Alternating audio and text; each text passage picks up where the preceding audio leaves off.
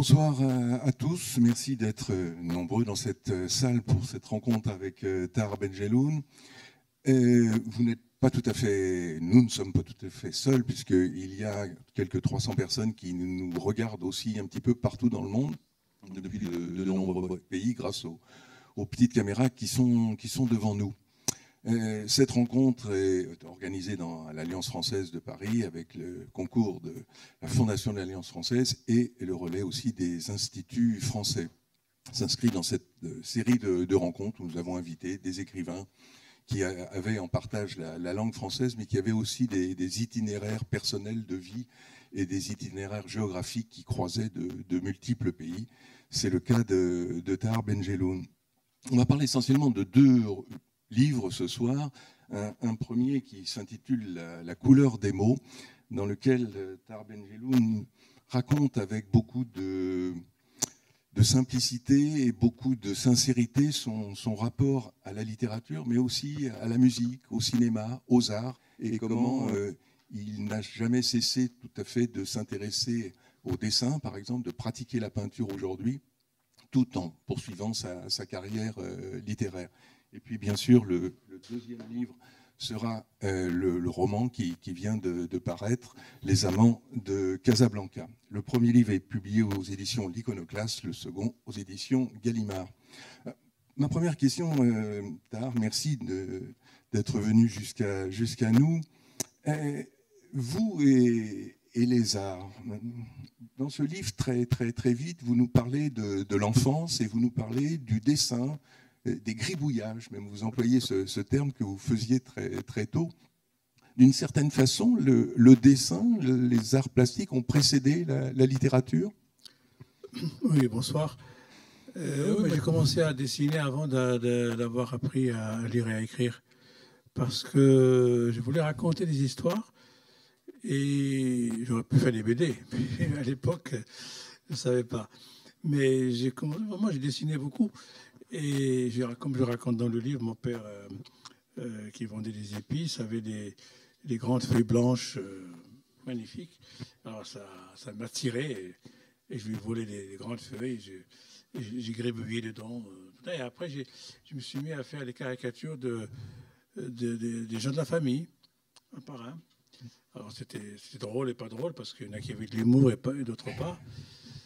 Mais quand j'ai appris la lecture, enfin à lire et à écrire, j'ai un petit peu délaissé le dessin et je me suis mis à vraiment lire beaucoup. Et parfois j'illustrais certains livres tout seul. Je me souviens, Robinson Crusoe, j'ai dessiné dans un cahier. Robinson sur l'île et tout, j'imaginais plein de choses. Mais c'était un peu... ça m'amusait parce que je n'étais pas un enfant qui jouait dans la rue. J'étais un enfant qui a eu des problèmes de santé très, très tôt. Et par conséquent, j'étais tout le temps à la maison. Et pour m'amuser, je dessinais et je racontais des histoires. La peinture, c'est plus tard? Alors, la peinture, c'est beaucoup plus tard. C'est-à-dire, en fait, même quand j'ai eu la période carcérale, enfin de prison militaire, j'arrachais des coquelicots et certaines fleurs et je les frottais sur du papier pour faire des espèces d'aquarelles ou comme ça. Mais c'était un peu nul, ça n'a aucun intérêt. Mais après j'ai eu une manie que quand je téléphone, je dessine. Comme ça, je dessine. Et bon, après, je jette. Et un jour, un ami italien est venu, il a pris tous ses dessins, il a pris beaucoup de dessins. Et un jour, il m'a dit, écoute, viens me voir à Rome. Et il avait, comment dire, il m'a dit, écoute, maintenant tu vas passer à la dimension supérieure. Il m'a mis des grandes toiles, il m'a dit, voici les couleurs, et vas-y. Et c'est parti. Et c'est parti, et j'ai fait ma première exposition dans un musée à Rome. Et après, bon, j'ai pris ça au sérieux. Et la première exposition à Paris, C'était dans le passage, ça s'appelle le Grand Passage. C'est le passage vers Odetta. Il y avait une trentaine de toiles. Et puis, tout a été vendu. Oh, c'est pas possible. Et les galeries me disent, nous, on n'a pas l'habitude de ça, parce que d'habitude, on accroche et on attend que les clients viennent. En fait, les gens ont acheté par curiosité. Et ça a été, pour moi, le début de quelque chose. Je dis, ben, s'ils achètent, c'est que, ce que je fais intéresse des gens. Je me suis dit, bon, et mon style est original, c'est-à-dire que je ne copie personne. J'ai fait mon truc. Bon, après, évidemment, ça s'est beaucoup développé. J'ai exposé à une grande galerie à Dubaï, encore à Milan, à Turin, à Marrakech, à Casablanca, à Palerme. Et là, je pars exposer à Abidjan. Les peintres, pendant la période où vous écriviez, que vous n'étiez pas peintre, du moins pas peintre sérieux, comme vous le disiez, oui. Les peintres vous ont accompagné, vous alliez dans oui, mais j'ai toujours aimé la peinture. Quand je venais à Paris, j'étais tout jeune, adolescent. J'avais deux missions. La première, voir le maximum de films possibles dans la semaine. Alors, je voyais 2-3 films par jour. Et après, j'allais au musée. Avant le Grand Palais, je me souviens avoir fait la queue sous la pluie pendant 2 heures. Et je me disais, mais tu es complètement stupide. Tu es là sous la pluie pour voir un artiste mort il y a longtemps. Mais bon, c'était Van Gogh. Et évidemment, après, quand je vais à n'importe quelle ville du monde, je veux voir ce qui se passe dans les musées. Et alors évidemment, Madrid, chaque fois à Madrid, il y a le Prado, obligatoirement, parce que Goya, Velázquez. Et en même temps, après, je vais dans le musée consacré à Picasso et un autre à Miro et à Tapies. Et pour moi, c'est un enchantement. Alors, et puis, celui qui m'a introduit le plus à la peinture, c'était Jean Genet, qui m'avait parlé de Giacometti. Vous avez consacré 2 livres à Giacometti. Oui. Alors, j'ai fait donc, c'est un texte sur Giacometti.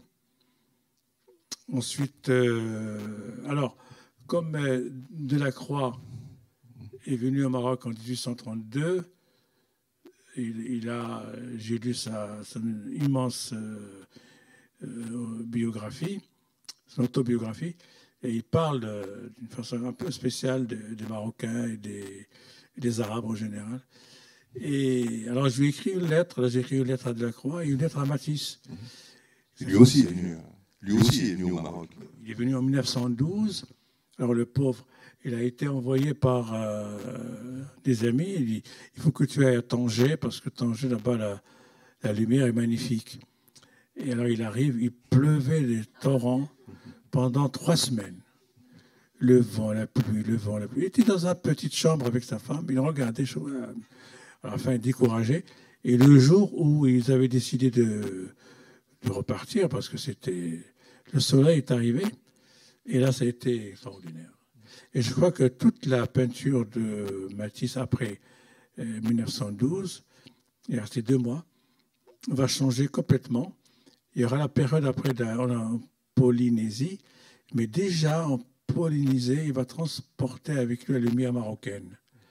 Et il a fait tout ce qu'il a fait après, Tanger et le nord du Maroc, c'est vraiment dû à la lumière marocaine. Alors vous qui êtes peintre et écrivain aujourd'hui, est-ce qu'on dit certaines choses en peinture que l'on ne dit pas en littérature, ou on dit finalement les mêmes choses différemment? On les dit différemment parce que les thèmes de mes livres sont souvent douloureux. C'est pas très drôle, sauf le dernier. Je pense que les amants de Casablanca, ça va vous faire rire un peu. C'est un peu drôle, mais c'est même une histoire d'amour. L'histoire d'amour et de trahison, mais ça se termine bien. Je vous rassure. Alors, et la peinture, dans la peinture, je donne un peu de lumière, un peu d'espoir, parce que finalement, on a besoin de ça pour vivre. À la fin de ce livre, il y a quelques tableaux d'ailleurs qui sont, Oui, qui sont représentés. ils ont reproduit quelques tableaux. On peut dire que vous êtes un peintre gai et un écrivain plutôt... Sérieux. Oui, sérieux, oui, plus Très sérieux. sérieux. Et le peintre, il n'est pas sérieux?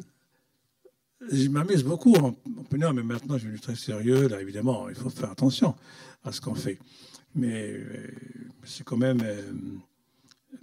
un métier. Un métier. Bon, j'ai été exposé plusieurs fois au Grand Palais pendant la foire du Paris, Art Paris. Ça a été extraordinaire pour moi de me retrouver dans cet immense endroit où il y avait des très grands peintres, très grands artistes. Me trouver avec eux, c'est formidable parce que ma galerie, c'est les Patrice Trigano, et m'a toujours exposé dans ces murs. Alors, l'autre discipline, vous en parliez d'entrée, c'est le cinéma. Vous êtes vraiment un très grand amateur de cinéma, cinéphile. Je suis cinéphile, mais pas cinéaste. Ouais. Parce que je trouve qu'il y a beaucoup de gens qui font du cinéma, alors qu'en fait, je ne sais pas, ils s'improvisent des réalisateurs, ils font des navets. Il y en a plein. Hein. Oh là là, il y en a beaucoup, beaucoup. Mais non, moi j'adore le cinéma et je râle quand on me fait perdre mon temps. C'est-à-dire que quand je consacre 2 heures à voir un film et qu'à la fin il n'y a rien ou que c'est mal foutu, j'ai dit oh merde, c'est pas possible. J'ai une mauvaise humeur après. Qu'est-ce qui vous détermine sur un film? C'est le réalisateur, c'est les acteurs, c'est la thématique, le réalisateur, c'est lui le patron. Et puis l'histoire. Et moi, je suis Hitchcockien. Hitchcock leur a dit, vous savez, pour faire un bon film, il faut une bonne histoire, une bonne histoire, une bonne histoire. C'est tout. Bah, évidemment. Hier, je re-regardais pour la énième fois L'amour aux trousses, qui est un très bon titre par rapport au titre américain. C'est Nord by West. Je veux le Nord, c'est pas très... Et c'est incroyable. Je connais le film par cœur. Hein. Je le revois avec un plaisir immense parce que chez Hitchcock, il n'y a pas de déchets. Il n'y a pas une image à jeter. Il n'y a pas un dialogue à enlever. C'est fabuleux. C'est fait avec une maestria fantastique. Et Edgar Cary Grant, qui joue tellement bien. Eva Marie Saint aussi. James Mason. Ce sont des acteurs qu'on ne retrouve plus aujourd'hui. C'est une autre époque, c'est fini.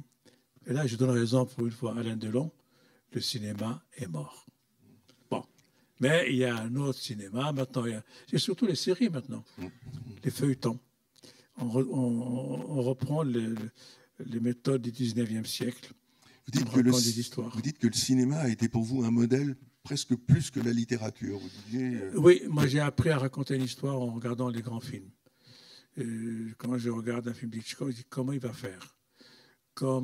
Et je le suis avec un intérêt très particulier parce que je veux savoir comment il fait, par quoi il commence. Par exemple, vous prenez un crime était presque parfait. Qu'est-ce qui se passe? Eh bien, il dit à sa femme, je vais voir un dîner, etc. Et puis, elle dit, non, moi je vais rester ici, je suis fatigué, ça. Et il part, et puis tout est minuté, tout est fait.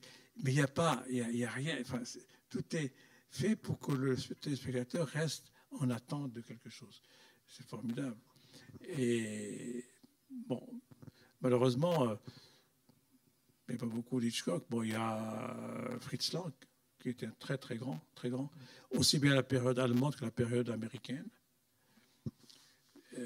John Huston, très grand cinéaste, très, très grand, très fabuleux.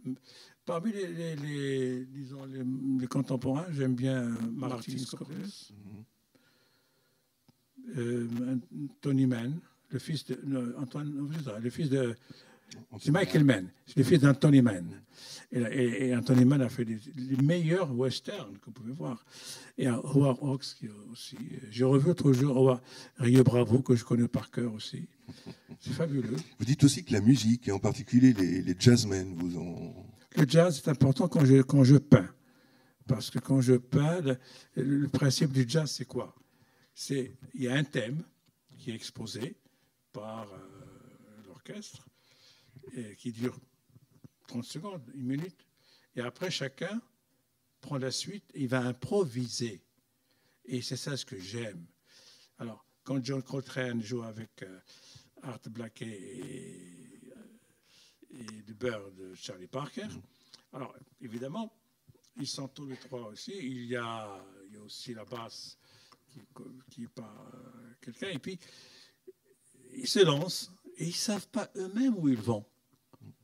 Et c'est ça qui est magnifique. Ils finissent par faire des chefs-d'œuvre parce qu'il y a une communion de création musicale qui est fabuleuse. Ça n'a rien à voir avec la musique classique qui, elle, est écrite, pensée, réfléchie. Évidemment, Mozart, Bach, Mahler, Beethoven, ce sont des gens très rigoureux. Ils ne peuvent pas improviser. On ne peut pas improviser sur des Mozart. Mais le jazz, il y a cette possibilité d'épouser la liberté et l'envol. C'est pour ça qu'on appelle Charlie Parker de Bird, l'oiseau, parce que lui, il est tout le temps en train d'aller dans les cieux. Vous êtes mélomane comme vous êtes cinéphile, ou vous considérez comme un mélomane? Mélomane, c'est un grand mot, mais je me rends compte qu'avec le temps, maintenant, je dors avec la musique. C'est-à-dire que c'est important. C'est important d'écouter. Enfin, pour moi, c'est vital, c'est tous les jours. Soit je mets un CD dans le truc, soit j'écoute avec les iPhones et tout ça. Mes enfants m'ont rempli les iPhones. J'écoute et j'aime beaucoup, par exemple, en dehors de la grande musique, j'aime beaucoup la variété française, où il y a de la voix et des paroles. Ferré, Ferrat, Barbara, Brassens. Brassens, c'est un grand poète, très très grand poète. Vraiment, c'est un vrai poète, c'est pas un mot en l'air. Et tous ces très grands chanteurs, ils ont chanté Aragon, qui ont fait du bien pour la poésie française, parce que chanter Aragon, soit par Yves Montand ou Ferrat ou Ferré, c'est quand même une façon de populariser la grande poésie, la très belle poésie. Aujourd'hui, vous avez quoi? Vous avez des jeunes filles très jolies qui murmurent. Et elles sont très jolies, très gracieuses, je n'ai rien contre. Mais bon, les parents, c'est d'une pauvreté affligeante. Il dit, mais enfin, trouvez quelqu'un pour vous écrire des choses intelligentes. Vous ne continuez pas à dire de faire rimer toujours avec amour, ou alors c'est son tour, etc. Bon, il n'y a pas d'imagination. Et en même temps, il y a le rap. Oui, mais là, moi, je me renseigne auprès de mes enfants. Je dis, bah, qu'est-ce qui se passe en rap? Il faut écouter ça. Mais je ne suis pas convaincu, ça ne me convainc pas du tout. C'est pas que ma génération était quand même la génération de la très bonne musique. Vous n'avez pas cité la musique arabe? Vous l'écoutez, oui, bien sûr. La grande musique arabe, bien sûr, Kelsoum, Mohamed Abdouhab, Faïd Atas, Sabah, Ismaël. Tout ça, c'est mon enfance. Et j'ai des chansons qui ont 80 ans et plus et sont impérissables, inoubliables, magnifiques. Le titre, la couleur des mots, les mots ont une couleur, comme les voyelles? Bien sûr. Les mots sont dangereux. Il faut les choisir avec parcimonie, avec précision. C'est quoi la poésie? La poésie, c'est comme les mathématiques. Vous savez, on ne peut pas, en mathématiques, faire bouger une virgule dans une formule. Si vous la bougez, tout est foutu. La poésie, c'est une précision diabolique. On ne peut pas mettre un mot à côté d'un autre, même s'il jure, mais il ne faut pas qu'il soit mal à sa place. Il faut qu'il soit bien à sa place. Et la poésie, c'est vraiment une mathématique des mots. Là, on va parler du tout dernier roman, Les Amants de Casablanca. Quelques mots, c'est l'histoire d'un couple, Lamia et Nabil. Elle est pharmacienne, il est médecin, ils sont mariés depuis une dizaine d'années, ils ont des enfants. Et un jour, Lamia est d'une famille riche, et c'est important. Elle est plus riche que le mari. Ouais. Et un jour, elle rencontre un certain Daniel, qui est sorte de coup de foudre, elle tombe amoureuse et elle va dire à son mari qu'elle demande le divorce. Ce livre, il est né comment? Sur l'idée, vous dites je vais parler d'un couple, vous aviez en tête un des personnages, vous aviez les deux personnages, comment est né ce livre? Non, c'est arrivé, vous savez, un romancier est quelqu'un dont il faut se méfier. Pourquoi? Parce qu'il est tout le temps en train d'observer ce qui se passe. Et, vous faites très attention. Et pendant le Covid, j'étais souvent à Casablanca, chez des amis. Il y avait des soirées extraordinaires. J'ai un ami qui m'emmène partout. Il dit, il faut que tu viennes. Et j'ai regardé cette société que je ne connaissais pas d'intérieur. Je connaissais un peu l'extérieur. Mais à l'intérieur, c'est autre chose. C'est pas possible. J'ai rencontré des couples, beaucoup de femmes divorcées. Parce que depuis 2004, le Code de la famille autorise la femme à divorcer comme un homme, c'est-à-dire avec un avocat, avec une pension alimentaire, etc. Il y a beaucoup de divorces. Ça a libéré beaucoup de femmes qui, au lieu de supporter un connard de mari, prennent leur liberté et vivent leur vie. Bon, ça n'empêche une femme divorcée, ça dépend de la classe sociale. Quand vous êtes riche, on lui trouve un copain. Quand vous êtes pauvre, vous êtes mal vu. Très mal vu. Enfin, c'est un livre sur la lutte des classes.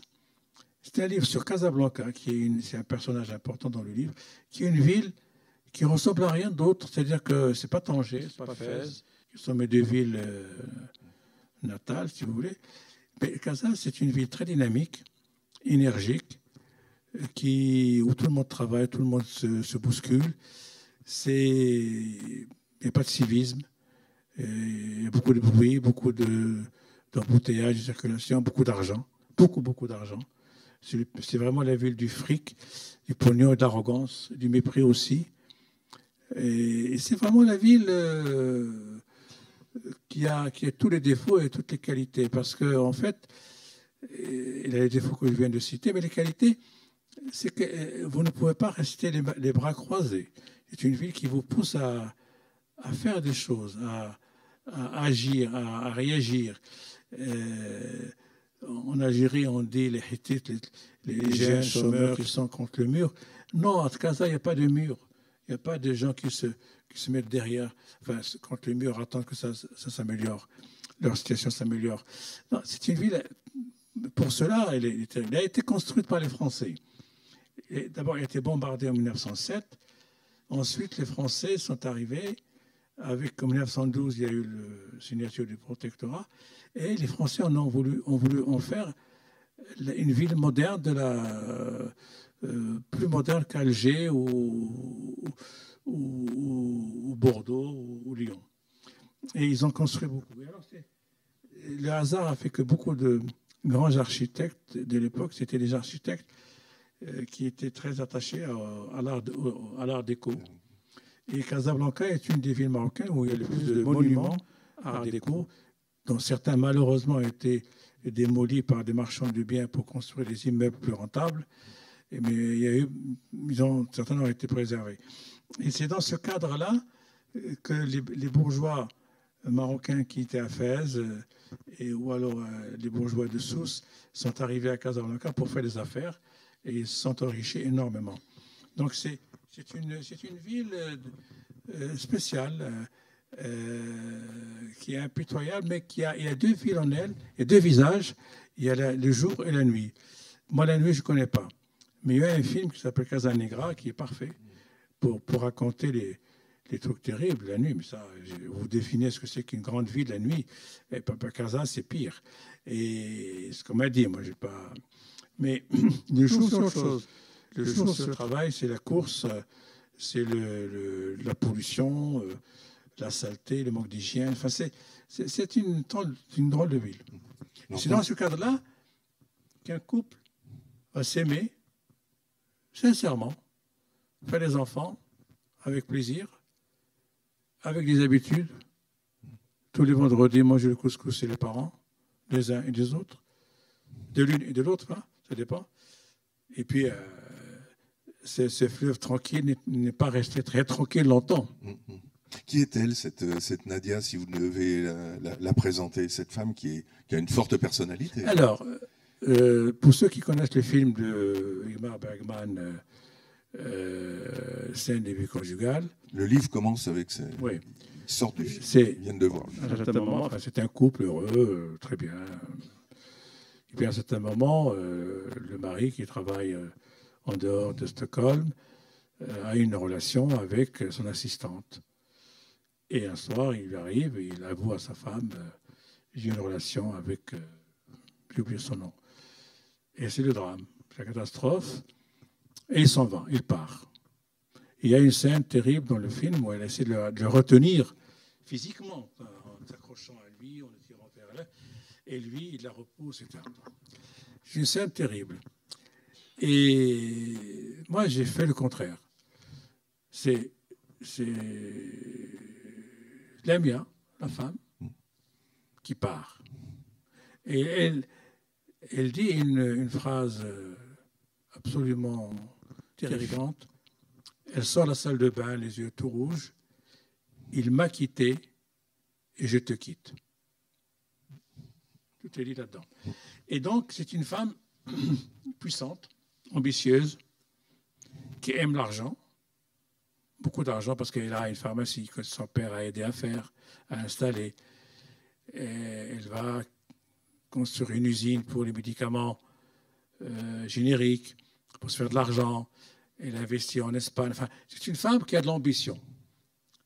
Formidable. Elle a un pied, bien sûr, dans les vieilles traditions marocaines et l'autre pied dans la modernité, c'est-à-dire coupe de champagne, les vêtements à la mode, les voyages en Europe pour les vacances, enfin, tout le tralala, etc. Et lui, le pauvre, le mari, est un naïf, un humaniste. Il est pédiatre, il soigne les enfants et parfois, quand il voit que c'est une famille pauvre, il ne fait pas payer. De temps en temps, il part en Palestine soigner les enfants blessés par la guerre. Et puis il revient. C'est un homme généreux, c'est un homme formidable. Il est un grand lecteur. Il aime beaucoup lire. Il essaie d'initier sa femme à la lecture. Ça ne passe pas toujours très bien. Et en fait, c'est un couple moderne, mais qui est possible, qui est plausible, je dirais, plausible. À ce que moi j'ai observé, hein. C'est pas autobiographique, c'est rien du tout. Moi, je suis plus dans ce genre d'histoire, mais j'ai remarqué, j'ai regardé comment ça se passe et tout. Et l'infidélité est quelque chose qui existe bien sûr, comme dans toutes les sociétés du monde. Sauf qu'au Maroc, vous pouvez faire tout ce que vous voulez, mais en cachette. Il ne faut pas vous faire prendre. Il faut pas. Là, Lamia, elle se cache un peu. À un certain moment, elle tolère plus de vivre cette passion et de mentir. Et elle avoue à son mari la réalité. Ils vont donc divorcer. Il va y avoir un phénomène qui est rare et l'argent joue son rôle. C'est elle qui va payer une pension. C'est elle qui va payer une pension au mari et non pas l'inverse. Alors, ça, j'ai fait exprès parce que dans le nouveau code de la famille, évidemment, la victime a droit à une pension compensatoire et à une pension. Souvent, c'est la femme, la victime, très souvent. Mais on a oublié que parfois, c'est l'homme qui peut être la victime dans la mesure où la Mia, d'abord, elle a fauté, c'est elle qui est partie, et en plus, elle a beaucoup plus de moyens que lui. Et l'argent compte beaucoup, à tel point que, par exemple, quand ils ont construit la maison, le terrain avait été donné par son père, le père de la femme. Et quand ils sont arrivés au divorce, il lui a dit, c'est quoi ton apport, toi? Combien tu as mis dans la maison? Bon, ils ont calculé, ça fait 18%. Bon, tu auras la petite cabane là-bas au fond du jardin. C'est tout ce qui lui reste.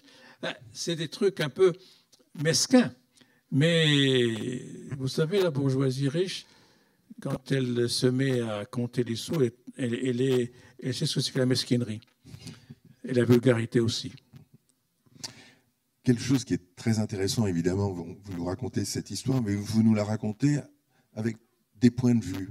Premier chapitre, le couple, et puis ensuite vous allez alterner les paroles, et c'est successivement Lamia. Je fais ça parce que je ne veux pas que je ne juge personne, je ne suis pas là pour juger, je raconte une histoire. Et je préfère que chaque personnage raconte sa façon de vivre les choses.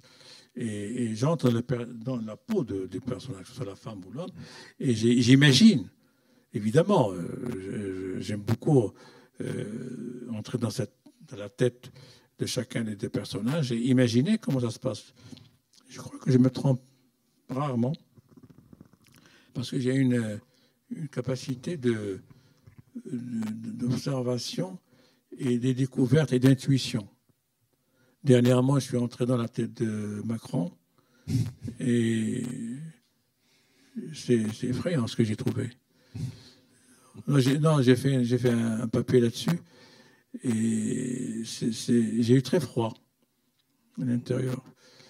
Et c'est très propre, c'est impeccable. Tout est bien à sa place. Et puis, c'est glacial. Et puis, c'est quelqu'un qui... Alors, il lui manque 2 ou 3 parties dans le cerveau humain. Pas d'émotion, pas du tout. Voilà. Et puis, pas de générosité, il n'y a rien. Et puis, il avait une cellule spéciale qui lui fait croire qu'il est supérieur à tout le monde. Et ça, je suis entré dans la tête de beaucoup de gens. J'ai fait une série dans la tête d'eux. Mais celui qui m'a donné le plus de travail, c'est Macron, parce que d'abord, je le connais depuis très longtemps personnellement, avant qu'il devienne président, et après. Mais c'est quelqu'un qui est comme je vous dis.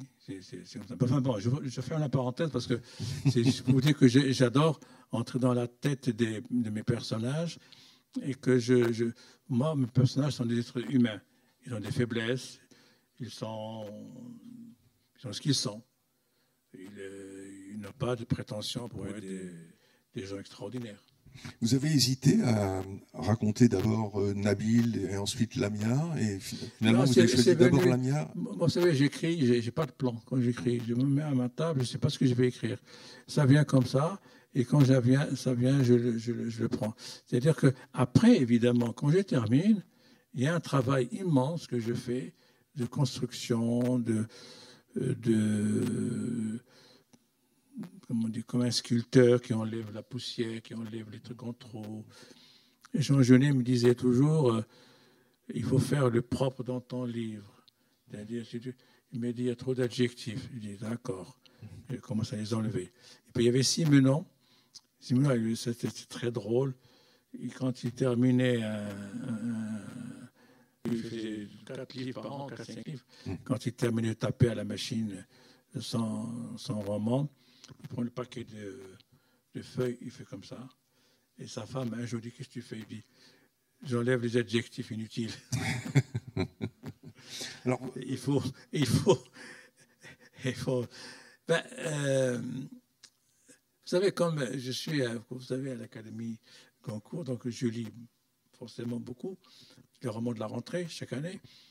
Et à chaque fois, je me dis, aïe, aïe, aïe, si j'avais une machine qui va arriver, qui va filtrer, enlever tout ce qui est de trop. Mais enfin bon, ça c'est une autre histoire.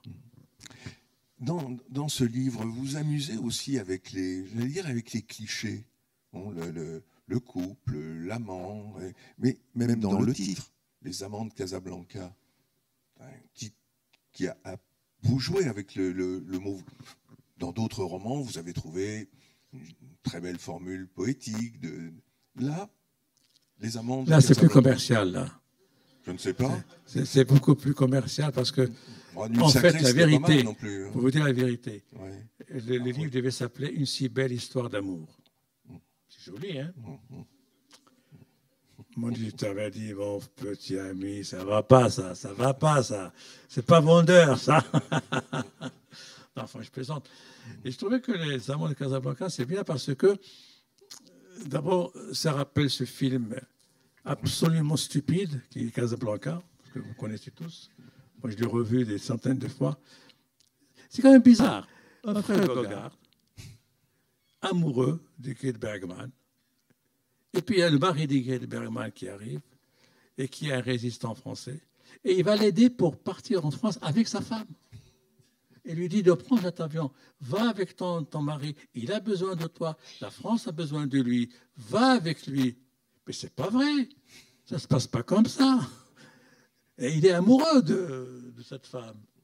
Beaucoup plus que l'homme, le mari, il est amoureux de sa femme. Et puis, tout le film est tourné dans des décors en carton-pâte à Hollywood.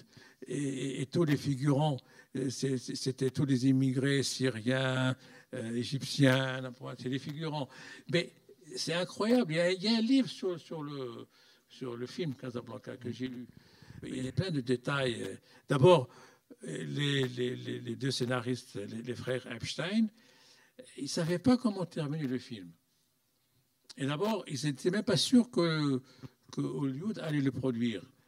Et puis l'un des deux frères connaissait Ingrid Bergman. Et il lui dit, elle est d'accord pour tourner. Et alors, il lui dit, ah bon, mais elle est très chère. Oui, il y a un producteur qui a posé $25 000. À l'époque, en 1942, $25 000, c'est 2 millions ou 5 millions d'euros aujourd'hui, je ne sais pas, enfin c'est énorme. Il dit, ah bon, d'accord. Et puis ils arrivent à la fin, il dit, comment on va terminer?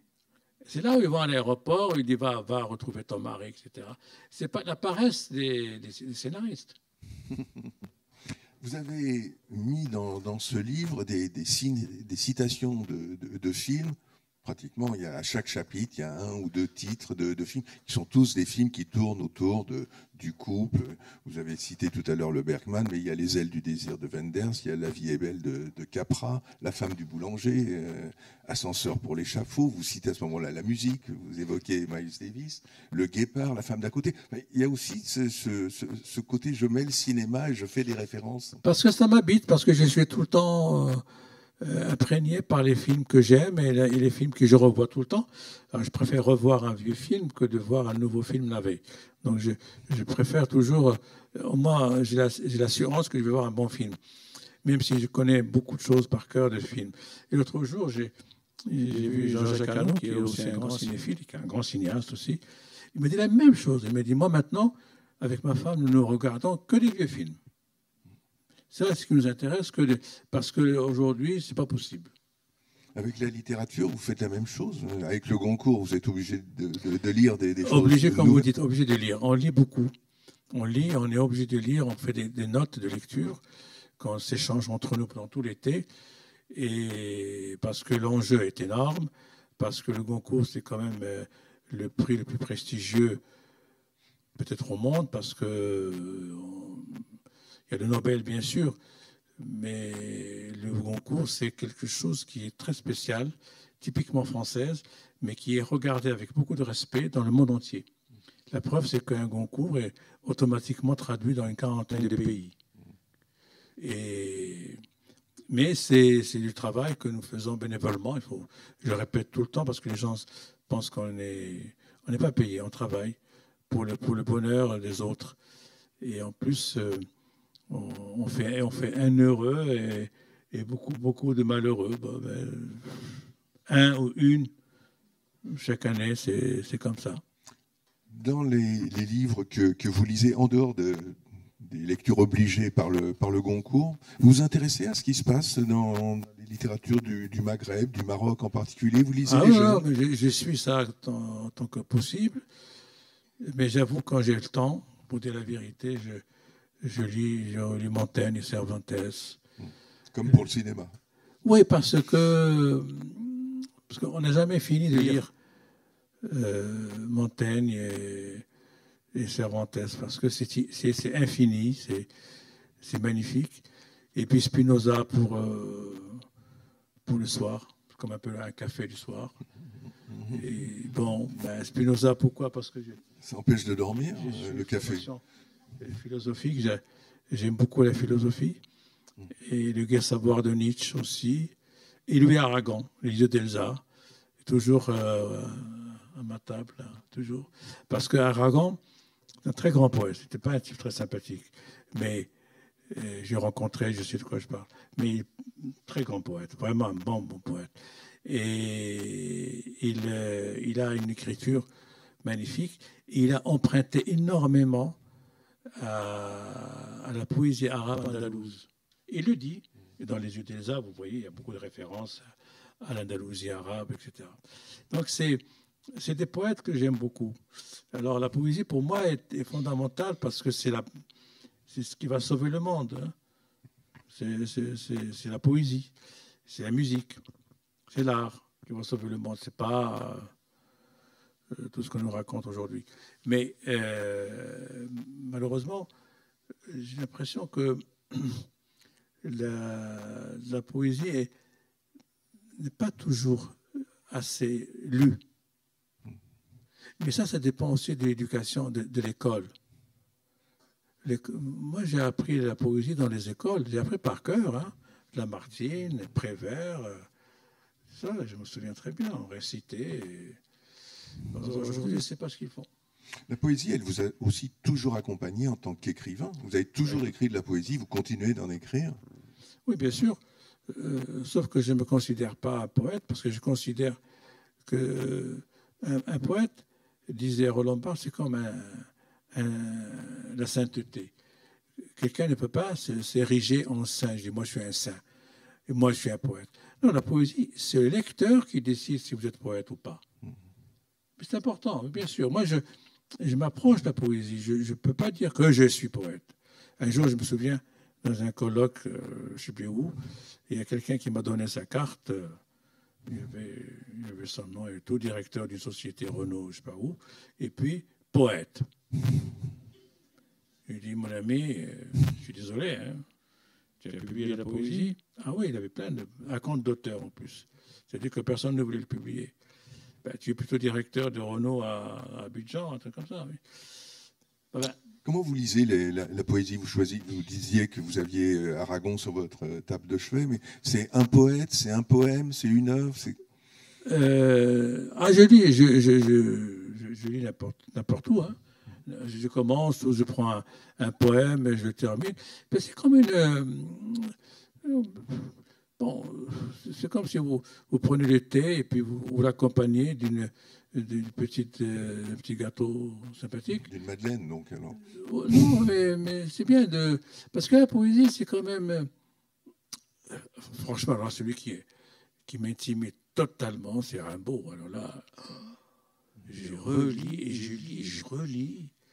Il y a une puissance, je ne comprends pas tout, mais il avait une capacité absolument géniale, plus que Verlaine, beaucoup plus.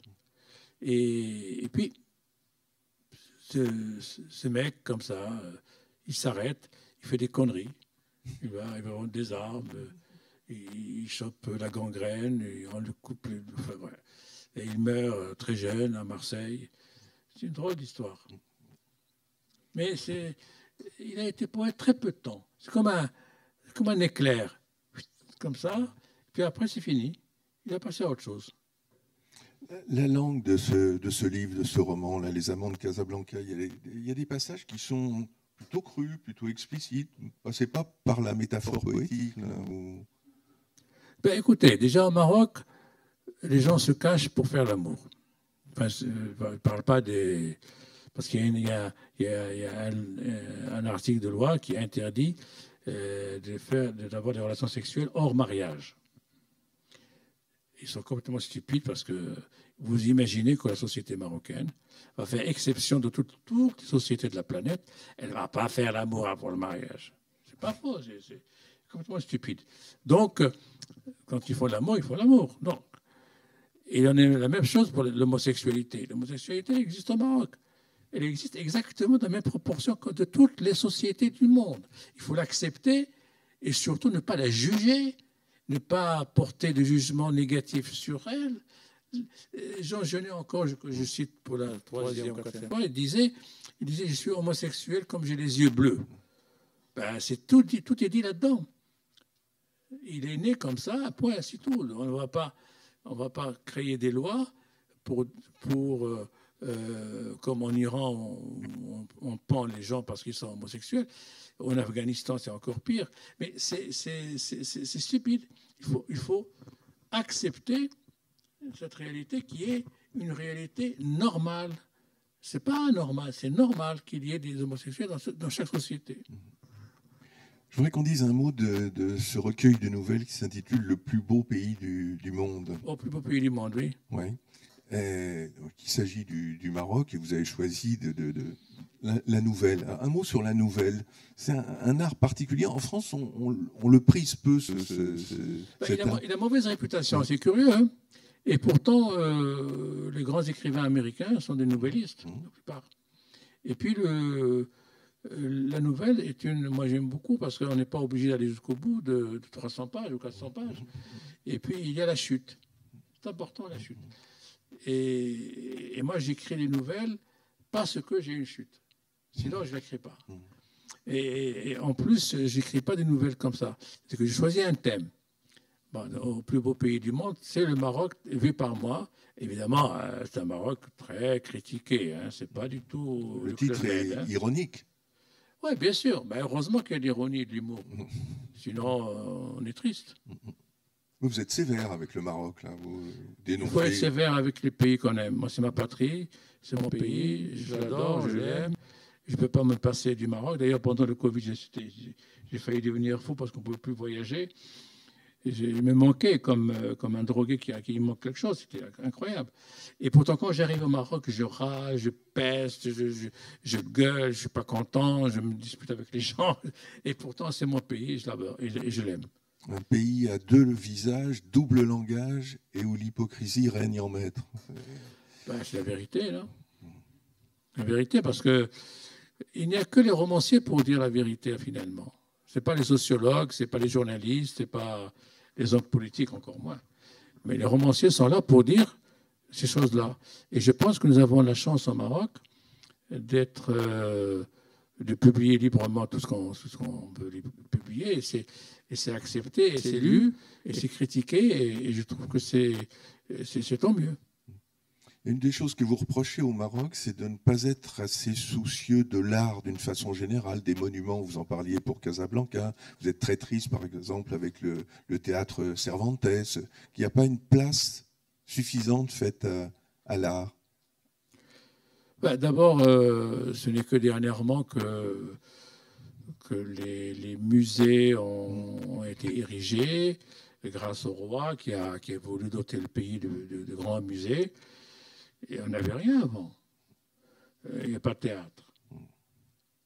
Aujourd'hui, par exemple, vous avez à Tanger, une ville de 1,5 million d'habitants, il n'y a pas de théâtre. Il y a 2 ou 3 salles de cinéma minables où les gens n'y vont plus. Parce que les gens maintenant ne vont plus au cinéma. À Casablanca, ils ont construit un théâtre, ils ont mis des années à le construire. À Rabat, il y a le théâtre Mohamed V, oui. Mais il est souvent vide, il n'y a pas de spectacle.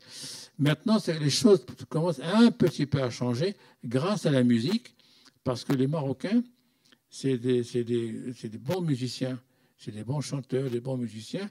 Et ça a commencé dans les années 70 avec Nasser Rewan, qui est un groupe formidable, des poètes et des musiciens. Et avec ça, ils ont ouvert la voie à d'autres groupes. Il y a un de vos personnages dans les Amants de Casablanca, c'est Daniel, je crois, qui dit « Nous, les Marocains, nous avons peur de l'art ». Il dit ça? Oui, je l'ai lu en tous les cas. Ouais. Non, je dois vous faire un aveu. J'oublie ce que j'écris. Non, forcément, j'oublie parce que sinon, je ne pourrais pas passer à autre chose. Mais c'est curieux que j'ai écrit ça. L'art, c'est-à-dire, en fait, peut-être qu'il voulait dire qu'on se méfie de ce qu'on ne comprend pas. Et parfois, l'art n'est pas toujours compréhensible. Il faut avoir une éducation, il faut éduquer l'œil. On ne va pas au musée regarder comme on va au théâtre. Il faut apprendre, il faut un peu de culture, il faut une initiation. Et ça n'a pas été fait au Maroc. Parce que on n'a pas de tradition. La peinture est récente, c'est des années 70. On a commencé vraiment à avoir des peintres de qualité, tout ça. Et puis, Le cinéma, il commence à peine. Il y a une poignée de cinéastes qui font des films. Mais la télé a gâché tous ses talents, parce que la télé, il faut faire des choses vulgaires, médiocres. Enfin, il faut que ce soit un peu rigolo, quoi. Ça peut être rigolo on peut être rigolo sans être vulgaire, non? Je l'espère. Ouais, mais moi, j'ai vu des choses pendant le Ramadan. J'étais au Maroc, j'ai vu des choses. Oh là là, c'est pas très bien. Alors, l'éducation, dans votre œuvre, il y a une partie, il y a le roman, évidemment, la poésie, il y a les essais, et en particulier, vous vous adressez aux plus jeunes lecteurs, le racisme. Le côté pédagogue. Ouais. Quand on a des enfants, forcément, on a envie de leur expliquer ce qui se passe dans le monde. Et je raconte. Le racisme, expliquer à ma fille, aux enfants, la philosophie, l'islam. La philosophie. Et prochainement, il y aura les arbres à raconter aux enfants. D'accord. C'est magnifique, ça, les arbres. Et ce sera aussi pour les adultes, parce que moi, j'ai découvert des choses extraordinaires. Hein. Je ne savais pas que les arbres, c'était des êtres vivants qui communiquent entre eux et qui demandent le respect. Et c'est quelque chose d'extraordinaire. Quand vous verrez un arbre qui penche, ça veut dire qu'il est malheureux. Il est seul, il a été abandonné. Or, les arbres sont faits pour être ensemble. Quand vous rentrez dans une forêt, vous verrez très bien, tous les arbres sont droits. Dès que vous sortez de la forêt et vous mettez un arbre quelque part, il est un petit peu comme ça. Parce que c'est une communauté qui vit et qui est solidaire. Et vous savez que, par exemple, un arbre, quand il grandit, il étend ses branches. Mais, à un certain moment, il arrête d'étendre ses branches quand il rencontre les branches de l'autre. Un respect fabuleux. Quand des animaux, ça c'est extraordinaire aussi, il y avait un cas en Afrique du Sud et en Australie, vraiment c'est deux coins de la planète, il y avait un arbuste, alors en Australie c'était la girafe, qui venait, dès qu'il y avait le printemps, il y avait des bourgeons, elle venait, elle bouffait les bourgeons. Alors, la même chose se trouvait avec des brebis en Afrique du Sud. Ils bouffaient ces bourgeons. Et un jour, ces petits arbustes se sont concertés entre eux. Ils ont décidé qu'à partir du printemps prochain, ils vont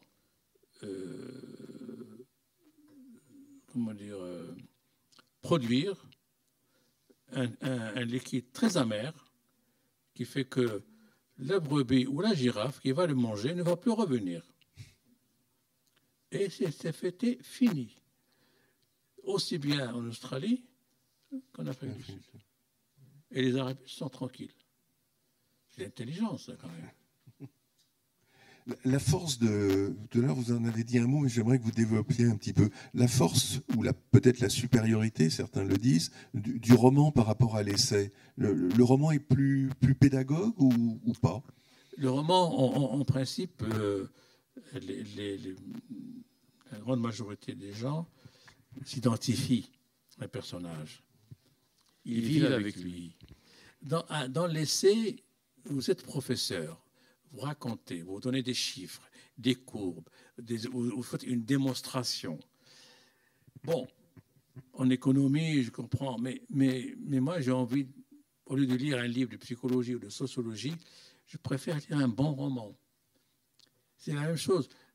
Moi, avant, je voyageais beaucoup.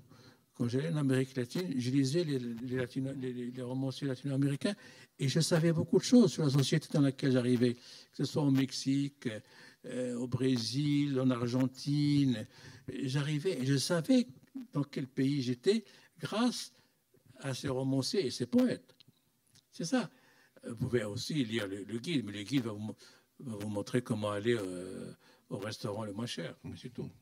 Mais pour savoir l'âme d'un pays, les choses complexes et difficiles d'un pays, il faut lire des fictions. On a peu parlé du théâtre. Le théâtre, c'est moins votre... Non, j'ai fait du théâtre, mais c'est pas mon truc. C'est pas mon truc. Non, c'est pas... on ne peut pas être partout. J'ai compris qu'il fallait renoncer parce que je ne suis pas doué pour le théâtre. Je suis pas. Non, c'est pas. J'ai fait des choses, j'ai écrit, mais bon, mais c'est pas ça. Même vos personnages vont au théâtre, mais finalement, ils n'aiment pas trop ce qu'ils vont voir. Ils vont voir Hamlet en banlieue. Et... Non, mais Hamlet, évidemment, on a vu des centaines de fois des versions différentes. Parce que, voilà encore Shakespeare, il faut l'ajouter à Montaigne et Cervantes. Mais Shakespeare, il y a des sonnets de Shakespeare qui sont d'une beauté magnifique. Son théâtre, il a tout dit sur la condition humaine. Balzac d'un côté, Shakespeare de l'autre, c'est pas la même époque. Mais alors, l'autre jour, quelqu'un m'a dit, tu parles pas de Flaubert dans Les Amants de Casablanca, mais Flaubert maintenant c'est désuet. C'est-à-dire, franchement, aujourd'hui, vous pensez que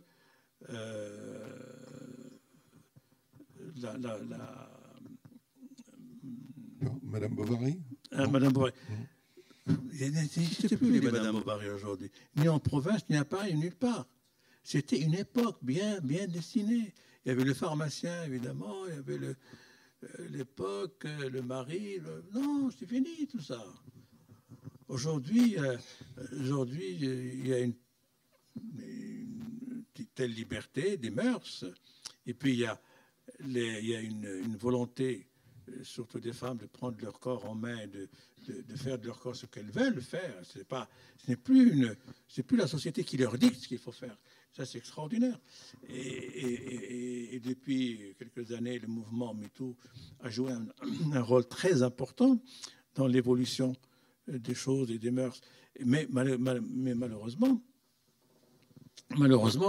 on apprend que des hommes tuent leurs femmes tous les 2 ou 3 jours. C'est quand même terrifiant, pas uniquement en France, en Espagne, c'est à peu près le même chiffre, tous les 2 jours à peu près. Au Maroc, il y a la violence conjugale, mais on n'en parle pas parce que d'abord c'est souvent caché, c'est dans des milieux où on ne voit pas ce qui se passe, dans les campagnes. Si vous pouvez savoir ce qui se passe dans les campagnes, personne. C'est des coins reculés, le bonhomme frappe sa femme et puis il est content. Un mot on est à l'Alliance française, sur le rôle des autres langues, et en particulier de l'arabe dans votre écriture. L'arabe est là, vous le savez, vous le sentez. Est-ce qu'il y a des moments où vous recourez à l'arabe, par exemple pour des scènes d'enfance, par exemple, ou des scènes de dialogue, et vous revenez Parfois, quand j'écris, le mot français s'absente. À la place vient le mot arabe. Alors j'écris en arabe. Et j'attends que l'autre vienne. Mais c'est normal. C'est normal. On est conditionné par son enfance, par la langue maternelle. C'est important, la langue de la mère. C'est elle qui nous nourrit, c'est elle qui nous donne tout. Et on ne peut pas la mettre entre parenthèses et aller vers d'autres langues. Moi, j'adore aller vers les langues. Je ne suis pas doué pour les langues, mais j'aurais aimé parler plusieurs langues. Mais la langue maternelle reste la plus importante. Pour moi, c'est l'arabe. C'est l'arabe dialectal, c'est l'arabe intime, familier, propre à la ville de Fès, qui est magnifique.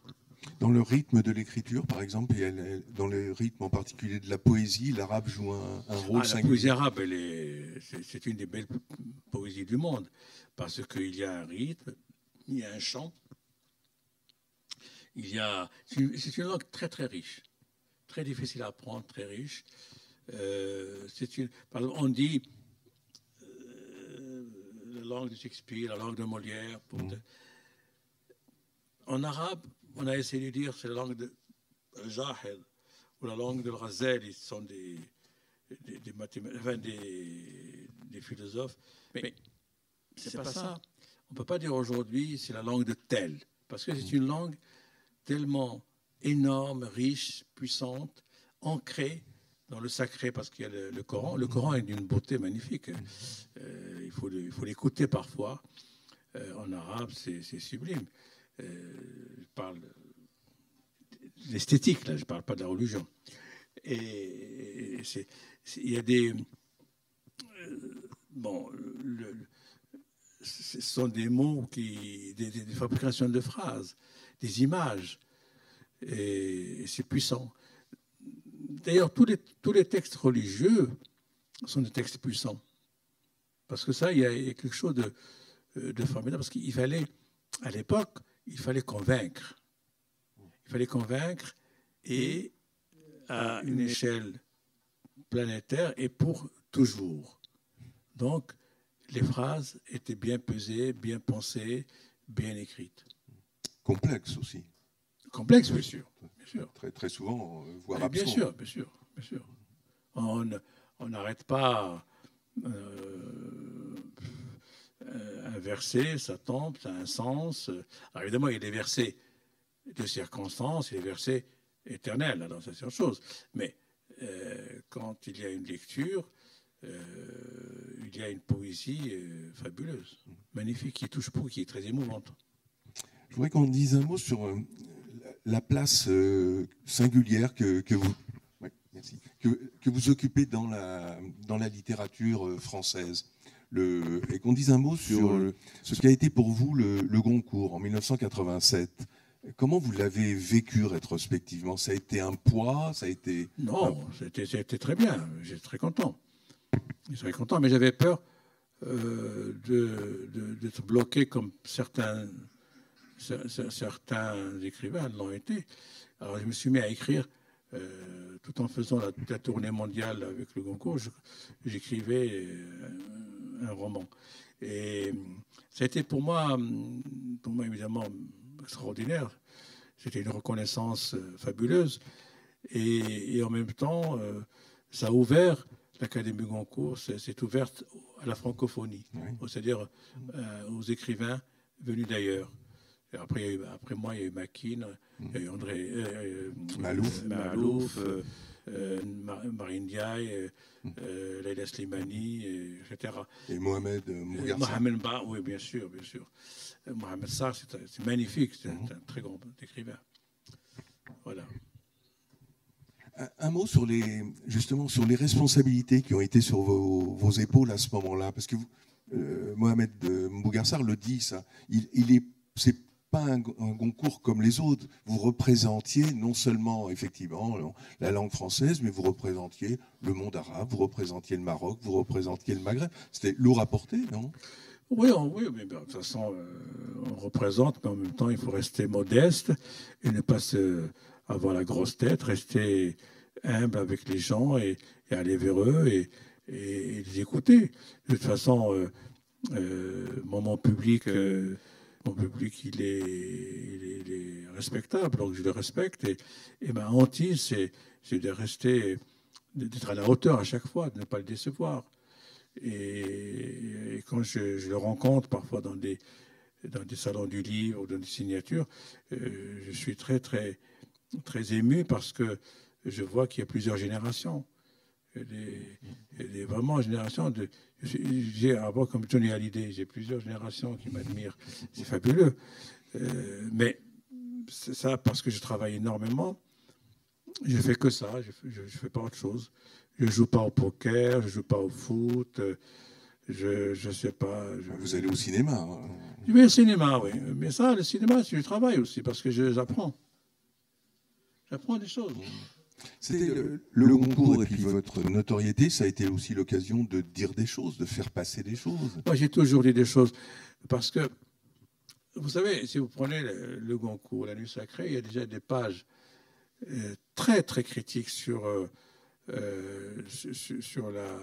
la manière dont certains islamistes vivent au Maroc et tout, avec l'hypocrisie et tout ça. Ah, c'est violent quand même. Non, ça. Ah, non, mais les islamistes, c'est pas mes amis. Hein, ils me font savoir à chaque fois qu'ils peuvent, oui, bien sûr. On vous a reproché aussi de temps en temps de ne pas être assez virulent. Il y avait des gens qui, peut-être certaines jalousies aussi, on vous a dit, ils auraient aimé. Vous savez, c'est facile à dire, peut-être. Oui, non, mais de toute façon, on peut toujours reprocher plein de choses. Et moi, je suis ce que je suis sincère, je n'ai pas essayé de jouer un rôle. Je ne suis pas non plus... J'avais dit une fois, parce que je ne voulais pas, quand il y avait les années de plomb, je ne voulais pas rompre avec mon pays et mes parents.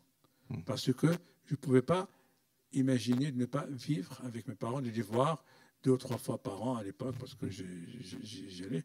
Et c'était quelque chose de très important pour eux et pour moi. Effectivement, je faisais un peu de concessions, mais tout le monde savait quelle était ma position vis-à-vis de ce régime. J'ai passé quand même 19 mois dans une prison militaire. C'était pas drôle. Et ça, les gens l'oublient. Mais enfin, je n'ai pas non plus mettre un drapeau, un diplôme de militant ou d'homme de victime de l'arbitraire. Pour ceux qui ont lu La Punition, ils savent de quoi je parle. C'était quand même dégueulasse. Avoir 20 ans à El Hajeb, c'est-à-dire la caserne des soldats qui revenaient d'Indochine, c'était horrible. Alors, il y a un certain nombre de questions qui sont venues par les gens qui nous écoutent. Il y a Anna, en Espagne, qui nous dit, à propos des relations entre peinture et littérature, est-ce que vous pensez que quand vous écrivez et évoquez des images, est-ce que vous pensez que quand vous écrivez ou pensez évoquer des images, de possibles tableaux, vous pourriez les peindre? Voilà comment est formulée la question. Est-ce que finalement, je pense essayer de traduire, lorsque vous écrivez, vous pensez aussi en images et en peinture? Je pense pas mal en images, oui, c'est vrai. Et en images cinéma ou en images peinture? Oh, mais oui, les images. Moi, j'adore les images. Tout le temps, je regarde, j'observe, tout ça, oui.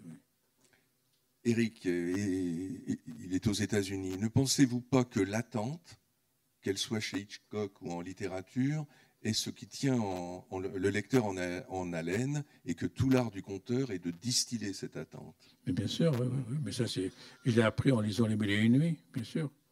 Mais je suis sûr que les grands cinéastes ont lu Les Mille et une nuits, c'est sûr. Marilyn, d'Italie. On n'a pas parlé de l'Italie. L'Italie, c'est votre 3e pays, non? Oui. C'est mon pays aussi, oui. C'est le plus haut pays du monde, ou c'est un autre? Non. Moi, l'Italie, vous savez, je l'aime beaucoup parce qu'ils me le rendent bien. Et puis, je la connais très, très bien. J'ai fait beaucoup de choses en Italie. J'ai fait des enquêtes sur la mafia, sur le truc. J'ai été très impliqué dans beaucoup de choses. Je me suis même présenté aux élections européennes avec Prodi. Non, mais l'Italie, c'est autre chose. C'est une histoire d'amour extraordinaire. Mais les Italiens, finalement, il y a tellement de clichés sur eux, mais quand on les connaît bien, c'est un peuple qui est plus optimiste, plus gai, plus heureux de vivre et plus simple. Il n'y a pas ce formalisme anglais ou français. Alors Marilyn d'Italie dit: c'est incroyable votre capacité d'entrer dans la peau de chaque personnage, surtout féminin. Des femmes vous ont-elles confié leurs sentiments, leurs expériences? Non, c'est simplement mon intuition et ma sensibilité, c'est tout. Une dernière question du Maroc, cette fois Anouchka. L'usure du couple déroulée dans votre roman est-elle le résultat de la pression sociale marocaine ou est-ce un thème universel illustré à Casablanca? Alors, je pense que c'est les deux. Il y a l'usure du couple, enfin l'habitude qui s'installe, le mari qui ne fait pas attention à cette usure, qui est naïf un peu, et puis l'ambition de la femme. Et c'est le Maroc. Et ça peut être universel, bien sûr. On peut retrouver ça n'importe où. Merci beaucoup, Tar, de cet échange. Merci.